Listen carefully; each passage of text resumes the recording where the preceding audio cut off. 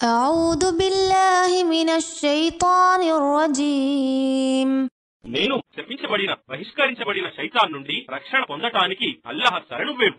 وقال الذين أشركوا لو شاء الله ما عبدنا من دونه من شيء نحن ولا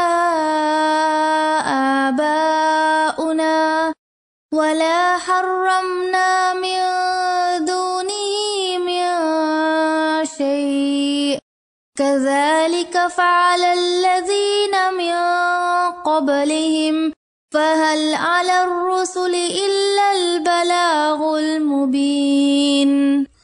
మరియు అల్లాహ్కు సాటి కల్పించేవారు అంటారు, ఒకవేళ అల్లాహ్ కోరి ఉంటే మేము గాని మా తండ్రి తాతలు గాని ఆయన్ని తప్ప మరెవ్వరినీ ఆరాధించేవారం కాదు.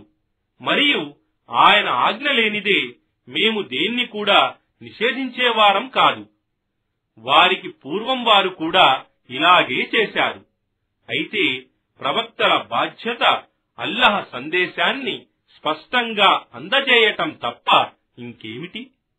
وَلَقَدْ بَعَثْنَا فِي كُلِّ أُمَّةٍ رَسُولًا أَنِ اعْبُدُوا اللَّهَ وَاجْتَنِبُوا الطَّاغُوتَ فَمِنْهُمْ مَنْ هَدَى اللَّهُ وَمِنْهُمْ مَنْ حَقَّتْ عَلَيْهِ الضَّلَالَةُ فسيروا في الأرض فانظروا كيف كان عاقبة المكذبين. మరియు వాస్తవానికి మేము ప్రతి సమాజం వారి వద్దకు ఒక ప్రవక్తను పంపాము. అతడన్నాడు, మీరు అల్లాహ్ను మాత్రమే ఆరాధించండి మరియు మిథ్యా దైవాల తాగూతుల ఆరాధనను త్యజించండి. వారిలో కొందరికి అల్లాహ్ సన్మార్గం చూపాడు, మరికొందరి కొరకు మార్గభ్రష్టత్వం నిశ్చితమైపోయింది.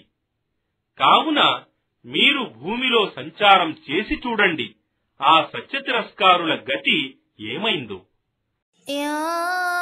تحرص على هداهم فإن الله لا يهدي من يضل وما لهم من ناصرين. ఇక ఓ ముహమ్మద్, నీవు వారిని సన్మార్గానికి తేవాలని ఎంత కోరుకున్నా నిశ్చయంగా అల్లాహ్ మార్గభ్రష్టతకు గురి చేసిన వానికి సన్మార్గం చూపడు. వారికి సహాయపడేవారు ఎవ్వరూ ఉండరు.